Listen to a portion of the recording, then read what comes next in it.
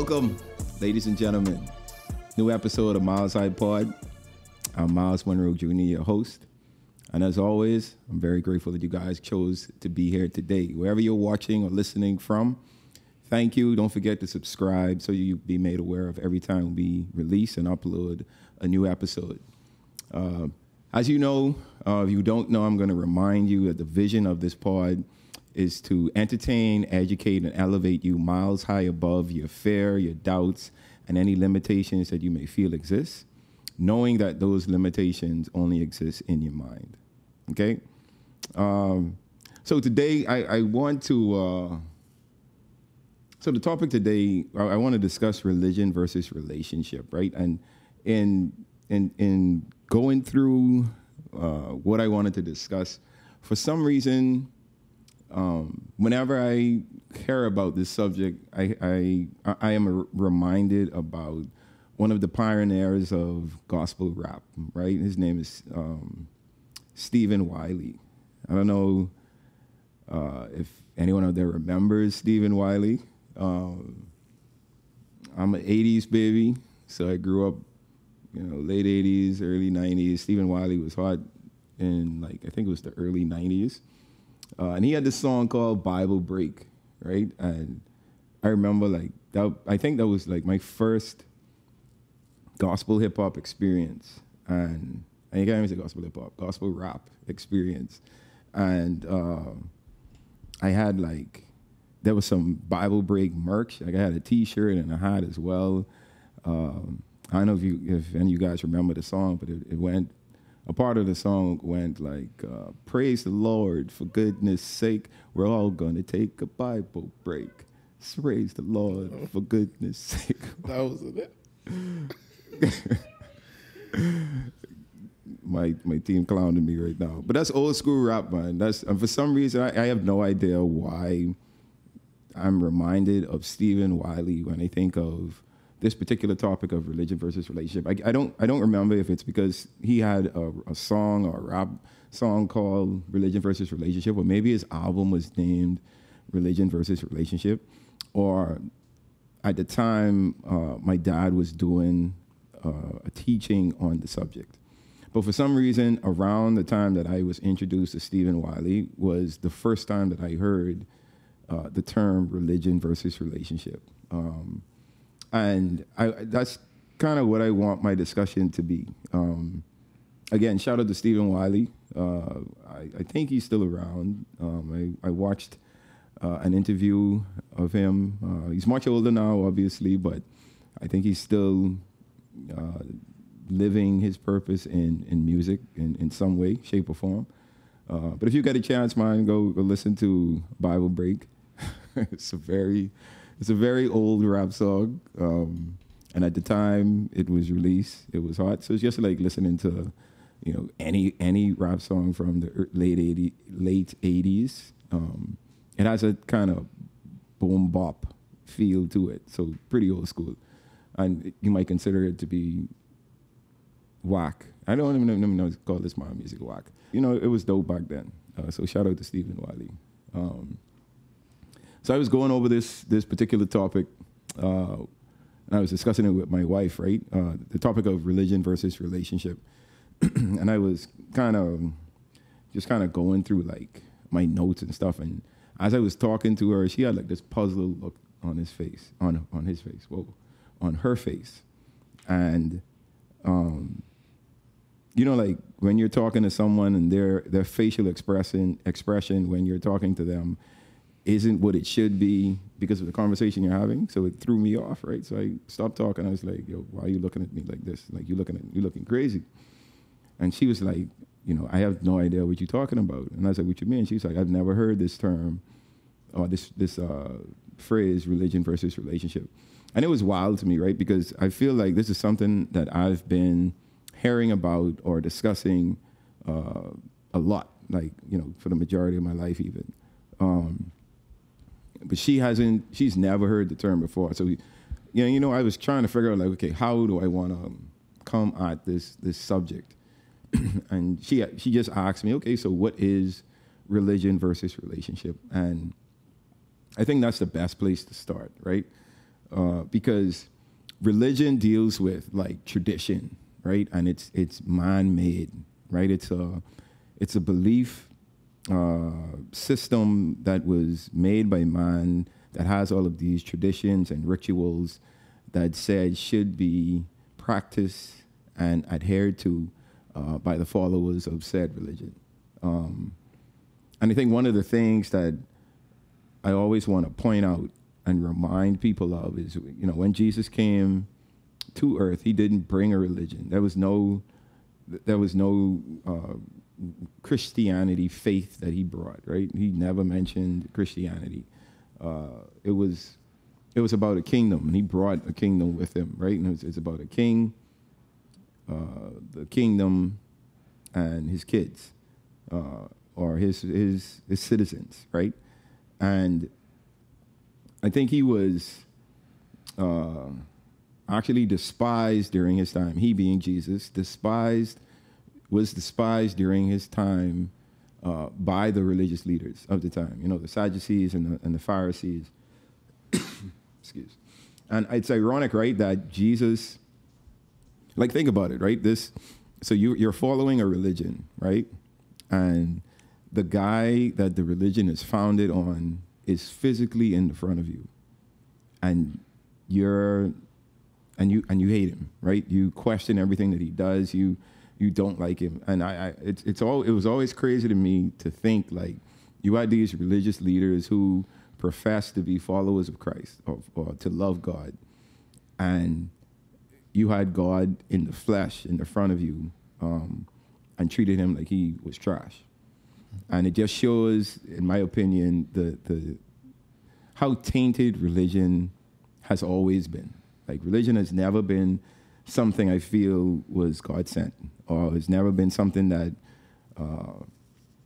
was an effective way for us to build our spiritual man here on this earth. Because religion alienates people, right?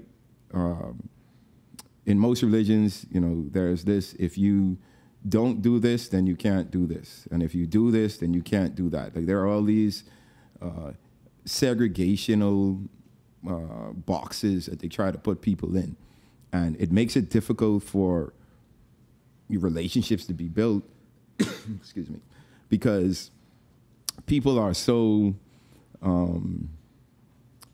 disconnected, right? Because of the differences that we are as human beings. Like, we are naturally different.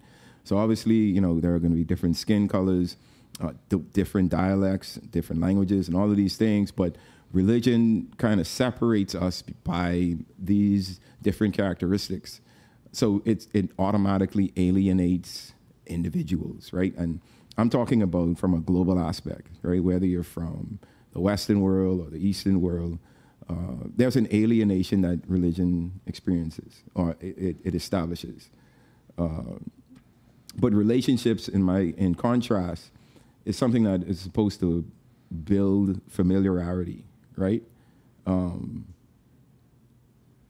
I think that's what was most important to Jesus, right? Because, I said that Jesus was despised by the religious leaders. And it was more so because he made friends with the sinners, right? The wicked people, the people who were looked at as not good, or not the upstanding citizens of the time, right? He socialized with tax collectors. He socialized with prostitutes. He socialized with businessmen that didn't really have a religion, right? And in Mark 2, verse 17, it says, Jesus gave an explanation as to why, right? Why he hung with those individuals. And it says, this is when his disciples, the religious leaders at the time, Jesus was having a meal with, these sinners and these tax collectors and all these people, and they were berating Jesus and saying, why do you hang with these sinners and all of these negative people? And the verse goes on to say, Mark 2, verse 17, it says, on hearing this, Jesus said to them, it is not the healthy who needs a doctor, but the sick. I have not come to call the righteous, but sinners. And I think religion causes us to forget the fact that we're not here to socialize with other religious people. We're not here to build with other religious people, right? I mean, it's good to come together, right, as a body and rejoice and celebrate and praise and worship and do all of these things. But at the core of our faith, like, we're supposed to be living in such a way that we're building relationships with individuals who aren't inside this body that we're in. And I'm saying the body of Christ, the kingdom of God, right? But most religions are so traditional based, right? And they have like all of these practices and all of these, like, you have to dress a certain way, you have to look a certain way, you have to speak a certain way to be a part of this religion. And like I say, it alienates people, man. And you know, I used to have this conversation with my dad all the time, and it got to a point where, like, I hated religious people. Like, I hated religion, period, because there was just this separation or segregation between those religious people feeling that they were better than everyone else, right? Like, I'm God's chosen, you know, we follow this God. You don't follow this God. I'm better than you. Nothing that you say, nothing that you do is valid because you're non-religious or you don't believe the same thing I believe. And it's crazy how the premise of religion in particular is actually one of the main sources of so much turmoil in the world and so much wars that we go through, right? Because a lot of these wars are based on religious beliefs, or the fact that one set of people or one country don't believe the same that another country believes, or another set of people believes. So in, you know, getting to this point, I had this question, and I want to pose this question to the team, right? And I want you guys to respond. And that is, like, do you guys think that we need church? We need to be in a church to find God? No. And I say this because when Jesus came, he wasn't in the church. He was out there touching people, sharing with people, evangelizing to people. And I think we get so caught up on a building that we forget to go out there and touch lives and, you know, meet God in other places. Mm-hmm. And that was my wife, by the way. Thank you. Anyone else, Drew? Anyone else? The question is just, you know, there's no wrong or right answer, right? I'm just looking for, I'm trying to drive home a point, right? And so the question is, do you feel like we need to go to church or be in church to find God? No, I mean, Sharice kind of basically, her answer was, I feel like the end all. The answer is no. You know, God reached many people before, being within the four walls. He spoke to people through burning bushes, through, you know, miracles and seas parting and all these different things like that. I don't think there needs to be, you know, a specific place that you have to go in order to reach and receive God's word and blessings. Yeah, it can be translated through people, through, like I said, miracles or different other aspects of life. Mm-hmm. And so, you know, I agree with you guys. Now there's a source. You have to go to the source. I mean, luckily for us, we have a library of books that was put together and called the Bible that we can go to and, you know, refer to. Mm-hmm.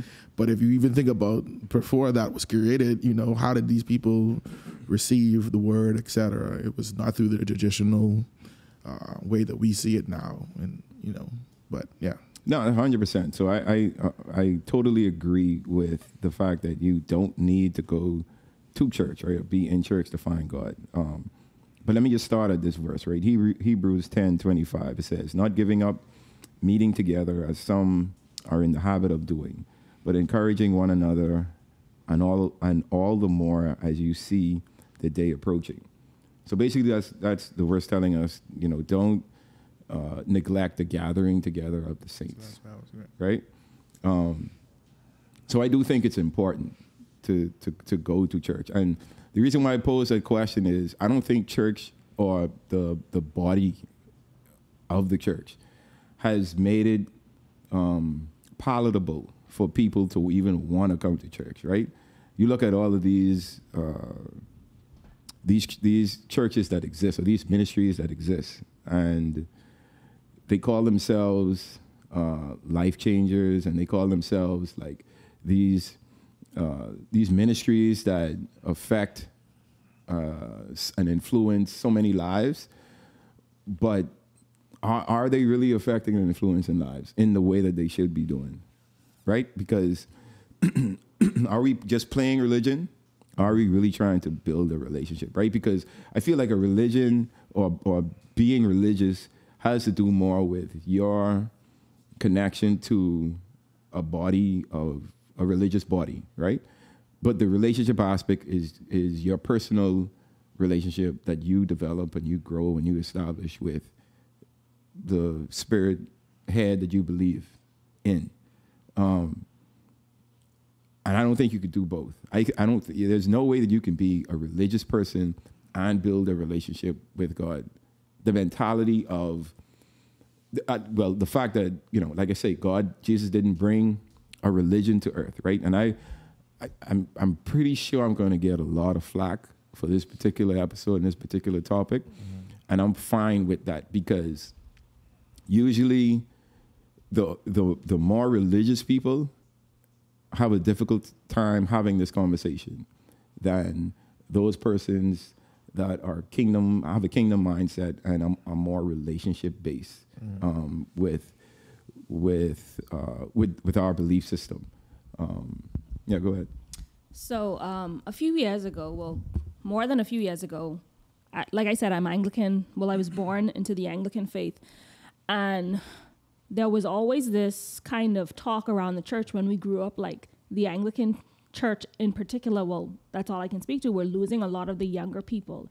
And it was because it was so strict. I know that there were times where we would joke in church, you can't even clap because someone would put a Bible between your hands so you don't clap.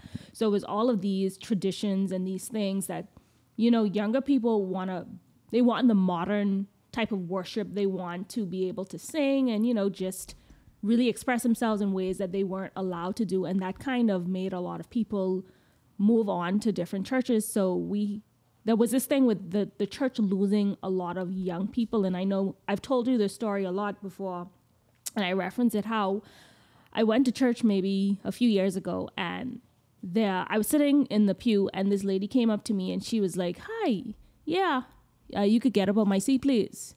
And like, it was always this thing in church where sometimes the priest would say, "Y'all don't own the church, y'all don't own pews." So when someone's sitting in a seat, like, find another seat. Right. But yet it's always something that they do tell you, get up out of your seat. And that was one of the things that turned me off, and I stopped going to church for a while, because it was it was just a disdain for that type of people. Like, you are a Christian and this is the way you're acting in church.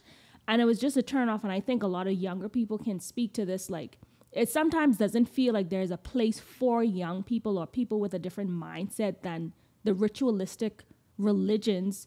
And it's just a big turn off. Yeah, and I think what my wife just described was how tradition and practices, again, alienates people or makes people feel unaccepted. And I think everything that she was describing just now had a lot to do with the youth that they were claiming they were losing, just leaving because they didn't feel accepted. There's not a lot of people that want to dress, quote unquote, old, right? Or that want to adhere to the things that their parents or grandparents used to do, right? They're younger now. It's a new generation, so there's a new way of doing things. And you can't frown on that, right? Like, I remember, like, my dad, like, when he started Bahamas Faith Ministries, like, that the church, and it was locally in the Bahamas, it transcended so much of the religious beliefs that were in the country at the time that, they started to call him and the church a cult. They chastised him for like adding, like, he added a youth department. He had a youth pastor. We had like a dance team, worship team, live instruments. We had live instruments being played, and so like you have to understand, like my generation, we don't even fathom not having live instruments, right? Like I can't even fathom going to church and pressing play on a tape recorder, or well, I guess it was vinyl at the time, or whatever it was, and then you're just singing along to a track that has already been created.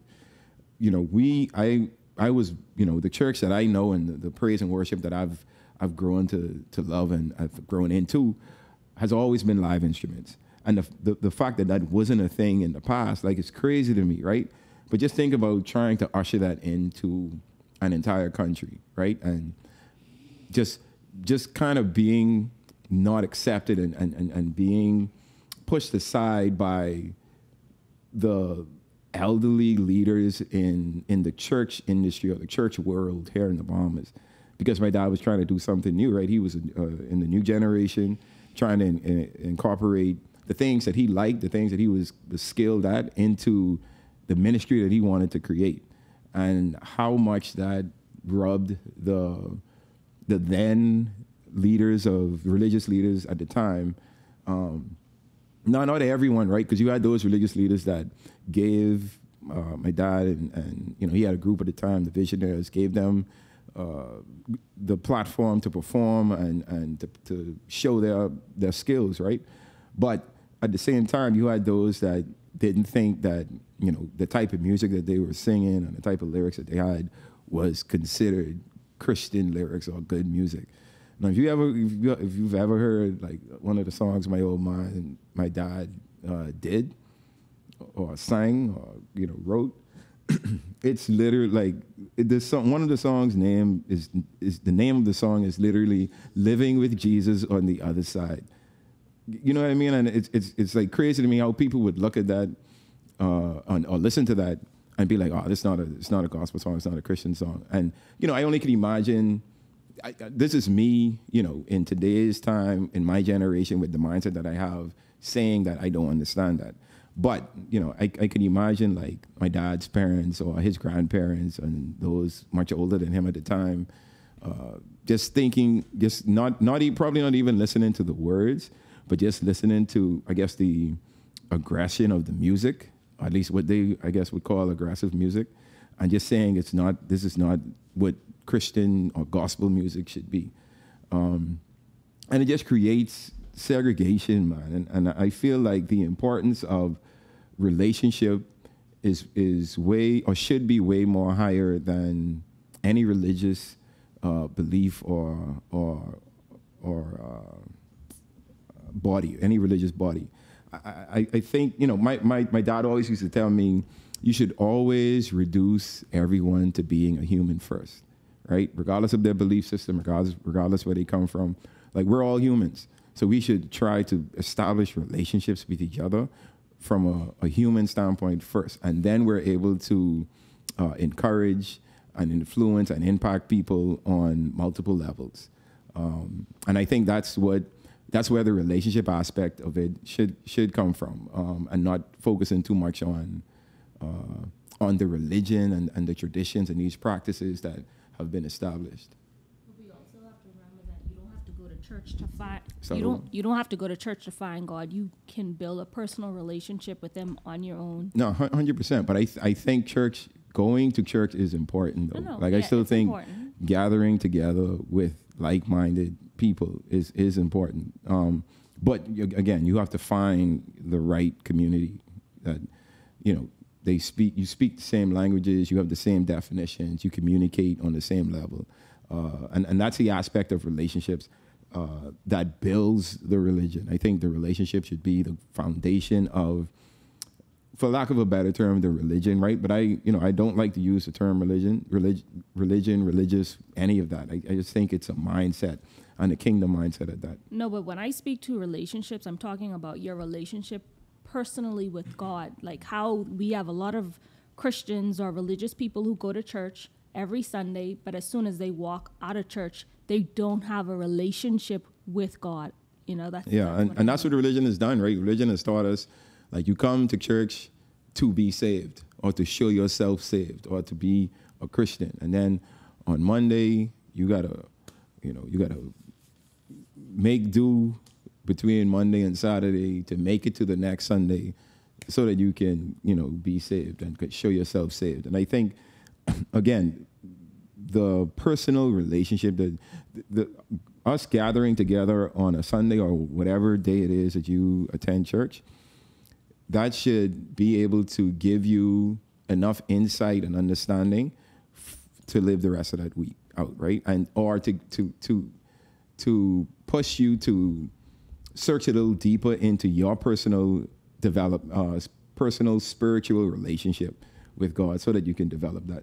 Right. I just want to clarify too, because I don't want young people to feel like you said, to forsake the gathering of people. Like, that's still important, to go 100%. And listen to people who are even more learned than you are and break down the Bible for you in a way that is digestible. That's the right word. Yep. Yeah, digestible for you. Sorry. So not forsaking that is very important. Like I said earlier, we have the privilege of the Bible. You know what I mean? That we have that source. But back then they had to go to the temples and go to the priests in order to get that word, or the prophets, whatever, to get those word from God, etc. So I don't think that, don't use it as an excuse not to go to church. No, you know what I mean? Finding a good church home is very important, and someone you want who's able to pastor and lead you is very important, to break down the Bible for you and the word of God for you. But don't confuse that, like you said, the religious part of it, the routines and making sure this is that and walk this way and talk this way and dress this way, etc., is conflicting with you having a personal relationship with God. No, and I think one of the main reasons for us to go to church or to gather together as a body, I think it should be to continue to highlight these principles and laws that are in the Bible, right? Because I've been saying this for a while now. The Bible is a very, or can be. Let me not say is. It can be a very complicated book. So imagine going to your registrar in your country or in your city, and you asking them for a copy of your country's constitution, right? And you open that constitution and you read it. Chances are there are a lot of things in that you're not going to understand, just simply because of how it's written and the terms that they use, the terminology that is said. That's kind of like what the Bible is, right? And so there are times where you're going to read the Bible and you're going to be like, yo, I don't understand what this is saying, or I don't know what it is I should be taking from this particular verse or whatnot. At least first go around. Yeah, or until you get more mature in your spirit mind, right, where you're able to understand and apply these different principles that we read. Because I could tell you, when I read the Bible today, it's much different than when I used to read the Bible 20 years ago, right? Because I just wasn't matured enough or even cared enough to want to understand what it is that the book was saying. I want to make sure that we're always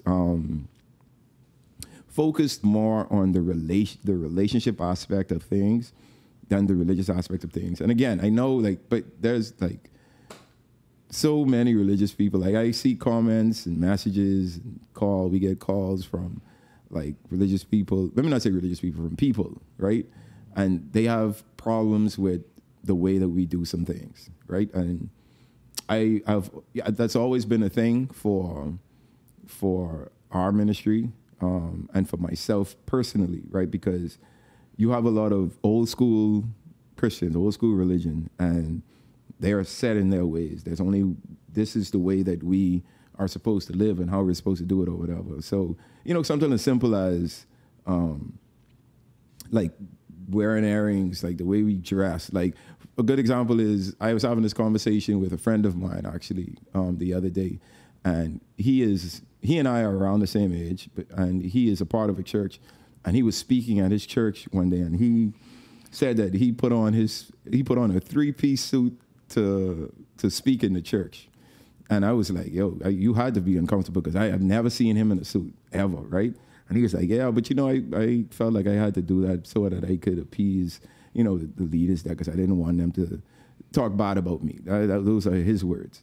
And I was like, man, I was just thinking, like, that's so sad, right? Where you have someone that has something that they want to share and can share. Focus on the wrong thing. And have been invited to share, but they have to focus on the way that they look instead of focusing on what it is that they want to say or what God wants them to say, right? And that's what religion does. Religion puts us in this box to where we feel like we need to fit in. That's why I feel great about the shift that is happening in this new generation of ministry and new generation of churches.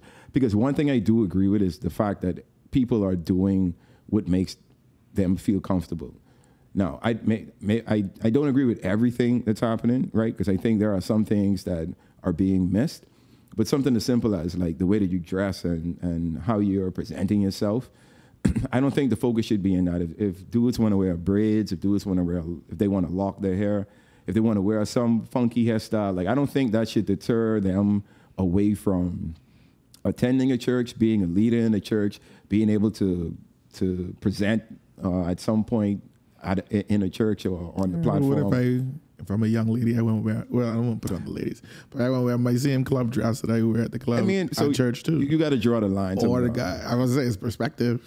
Well, so I'll give you a good point as to why you still have to be conscious of what you're wearing, right? I used to attend a church when I was back in college, and I used to go to this church every Sunday. I'm not going to call the church's name. I don't want to put anyone on blast, right? But every Sunday I would go to church, and literally every Sunday there would be a female in the church that just didn't have the right thing on, right?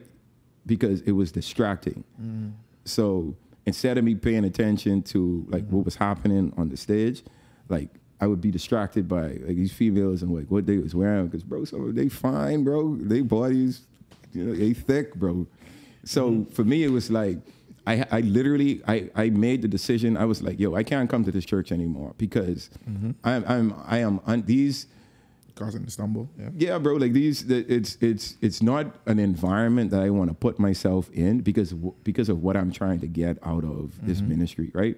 So I changed churches, and I didn't have a problem with it because like I understood what it meant for me personally, and so that's why I say like you have to be conscious of what you're wearing, especially as females and as males too. But females.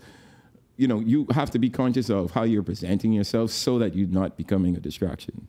So for the people, back to the debate of religion versus relationship, what if some people say that religion provides structure, that helps with your relationship with God? It does. I absolutely think it provides structure. But when that structure is based on man-made traditions, and saying that these traditions has to be adhered to, can't be changed, and if you don't use them, then you're a sinner, or God doesn't love you, or you can't be accepted by us as a church body.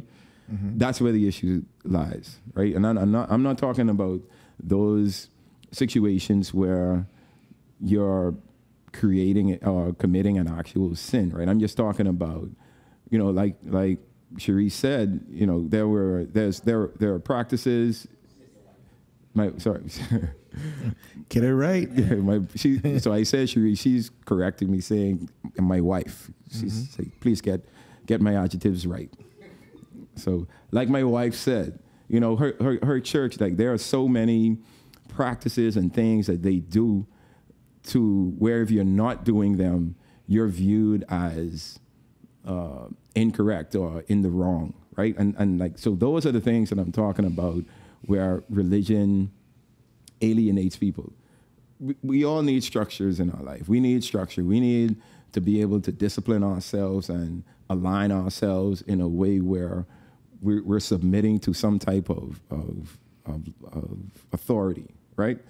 But when that authority starts to affect our personal relationship, right? And when we start making statements like, I can't go to this church anymore because of the personal experience I'm having with these individuals that are in the church, or these leaders that are in the church, that's when it becomes a problem. And like I said, man, the relational aspect of building is where the religion should start. Because, you know, if it's one thing that we know, like Jesus loved people, and you saw that be displayed through him on a daily basis. You know, his love for kids, his love for the ill, his love for the elderly, his love for those with diseases or defects, bodily defects. Like, he cared for those people on a special level, and I think that's the way we should approach building relationships with individuals that we meet. Fair enough. Mm-hmm. All right, so I mean, you know, I thought Drew had another question. No, I don't mind. No, but yeah, so I, you know, kind of just really wanted to discuss my opinion or my insight on this religion versus relationship topic. Well, I do have a question then. Can you share just like, you know, a personal experience where, you know, your relationship with God changed or evolved over time, and how that affected, you know, your relationship with religion? Like that moment that made you say, oh, here's the difference. You know what I mean? So I rather want to go this way versus that way. Man, I had so many changes in my life. Most recent was when my parents died. And being intentional on building a stronger personal relationship with God on a personal level. But before that, I think I would say the biggest one was when I was 15 and, you know, kind of felt that there was just this magnifying glass on me, and just made a decision, like, I'm not going to live the way people wanted me to live, right? I'm not going to fit myself into the box that they want me to fit in. Whether that's church people, whether that's family members, friends, whatever the case.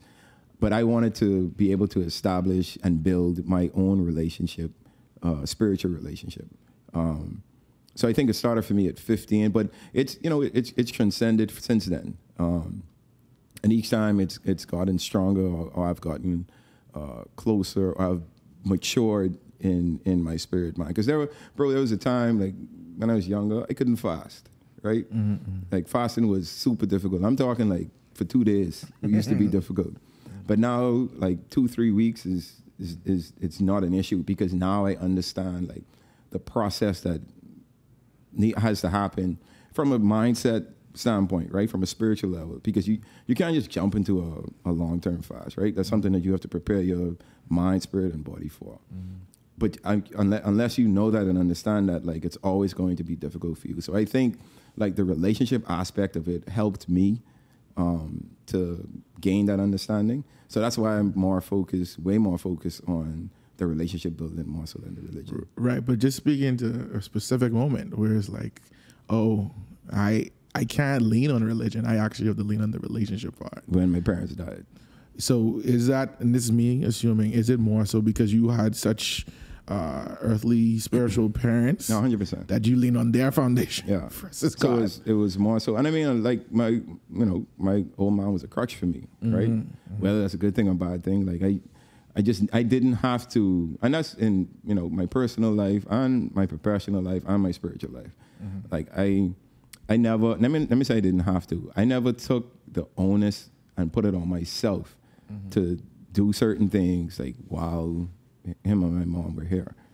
But once they weren't here, like, there was a void. It was on you. Like a clear void. And I was like, yo, I have to figure out what it is that I need to do to develop my spirit mind, right? And at that point, you know, losing my parents, like, that's when I realized, now my spirit mind was still strong, right? Because I had a super strong faith, and I think my dad really helped me in building my faith.